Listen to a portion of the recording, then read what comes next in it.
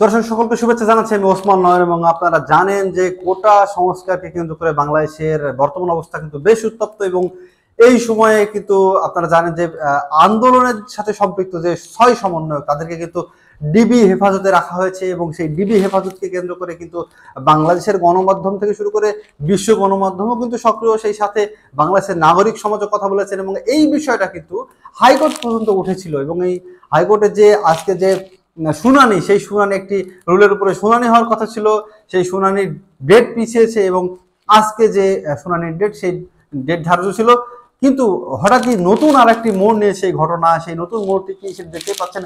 প্রথম আলো নিউজ করেছে 6 সমন্বয়কের মুক্তি ও গুলি চালানো বন্ধে যে রিট, সেই রিটের যে এক বিচারপতি তিনি অসুস্থ থাকায় শুনানি হচ্ছে না আজ।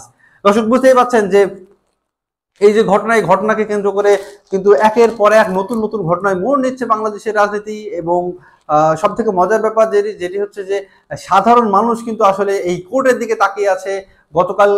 গতকালের আগের দিন পর্যন্ত কিন্তু আসলে মানুষ কিন্তু আসলে এই কোর্টের দিকে তাকিয়ে ছিল, বিশেষ করে যে সাধারণ মানুষের উপর যে গুলি চালানো হয়েছে আইন শৃঙ্খলা রক্ষাকারী বাহিনীর উপরে, সেইটি যেন বন্ধ হয়। সেই জন্য আইনজীবীরা আসলে কোর্টে গিয়েছিলেন এবং তারা বলেছেন গণমাধ্যমকে যে তারা এই জন্য কাজ করছেন এবং কোর্টের একটি শুনানির জন্য তারা অপেক্ষা করছেন।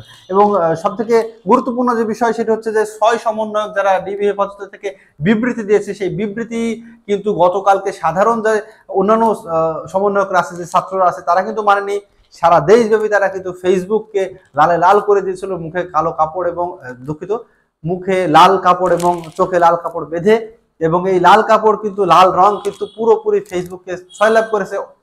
অপরদিকে সরকার কিন্তু একটি কালো ব্যাজ ধারণ করতে বলেছিল এবং সেখানে তারা একটি শোক প্রস্তাব করেছিল। সেই শোক প্রস্তাবকে প্রত্যাখ্যান করে কিন্তু ছাত্ররা লাল কাপড় ধারণ করেছিল। এবং বিভিন্ন বিশ্ববিদ্যালয়ে কিন্তু আসলে এটি নিয়ে স্লোগানও হয়েছে, মিছিলও হয়েছে। বিশেষ করে জাহাঙ্গীরনগরে তারা কিন্তু আসলে বিভিন্ন সড়ক প্রদক্ষিণ করেছিল এবং তারা লাল কাপড় মুখে এবং চোখে বেঁধেছিল। দর্শক, এই যে ঘটনা ঘটছে, সেই ঘটনার ভিতরে আরো নতুন একটি ঘটনার মোড় নিল হাইকোর্টের যে একজন বিচারপতি অসুস্থ হওয়ার ঘটনা। এবং এই যে ডেট, এই ডেটটি কিন্তু আরো পিছিয়ে গেল। আমরা একটু বিস্তারিত জানার চেষ্টা করবো। চলুন, যে বৈষম্য বিরোধী ছাত্র আন্দোলনের কথিত আটক 6 সমন্বয়কের মুক্তি দিতে এবং গুলি ছোড়া বন্ধের নির্দেশ চেয়ে করা রিটের শুনানি হচ্ছে না আজ বুধবার। এবং বিচারপতি মোস্তফা জামান ইসলাম ও বিচারপতি এস.এম. মাসুদ হুসাইন দোলনের সমন্বয়ে গঠিত হাইকোর্টের বেঞ্চ আজকের কার্যতালিকা রিটটি ছিল, কিন্তু একজন বিচারপতি অসুস্থ থাকায় দ্বৈত বেঞ্চ না বসায় আজ শুনানি হচ্ছে না। দর্শক, যে বিষয়টি বলছিলাম আপনাদের, এই শুনানি থাকায় সকাল 10টা থেকে আদালত কক্ষে আসতে থাকেন আইনজীবী ও আগত ব্যক্তিরা। সকাল 10:30টার দিকে attorney general A M. Amir Uddin উপস্থিত হন। এর আগে আদালতে উপস্থিত হন রিট আবেদনকারী ও তাদের আইনজীবীরা। এবং দর্শক, খুব সম্ভবত যেহেতু হচ্ছে না রিটের শুনানি, আদালতের ঘটিত সকাল যখন 10:37, এই সময় বেঞ্চের এক কর্মকর্তা অ্যাটর্নি জেনারেলকে জানান বেঞ্চের দ্বিতীয় বিচারপতি এস.এম. মাসুদ হোসেন দোলন অসুস্থ, দ্বৈত বেঞ্চ আজ বসবেন না। এরপর আদালত কক্ষ থেকে attorney general A M. Amir Uddin ও রিট আবেদনকারী আইনজীবীদের বেরিয়ে যেতে দেখা যায়। আদালত সংশ্লিষ্ট সূত্র জানায় অসুস্থতার কারণে বিচারপতি এস.এম. মাসুদ হোসেন দোলন আজ ছুটি নিয়েছেন। তো দর্শক, এর আগে বৈষম্য বিরোধী ছাত্র আন্দোলনের কথিত আটক 6 সমন্বয়কে অবিলম্বে মুক্তিতে এবং দেশের বিভিন্ন স্থানে আন্দোলনকারীদের উপর লাইভ গুলি না চালাতে নির্দেশনা চেয়ে গত সোমবার রিটটি করেন সুপ্রিম কোর্টের 2 আইনজীবী। তারা হলেন আইনজীবী মঞ্জুরুল মতিন এবং আইনুন্নাহার সিদ্দিকা।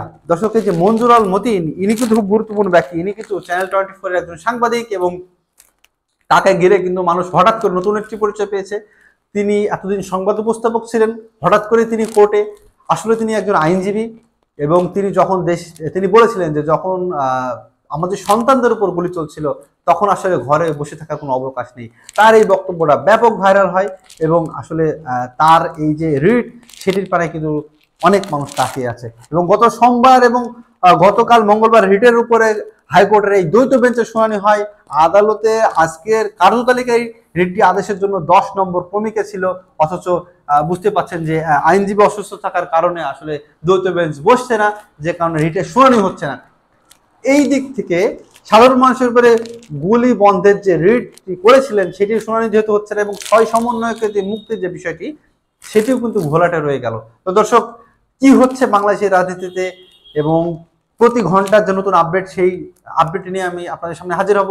ধন্যবাদ, আমার সঙ্গেই থাকবেন।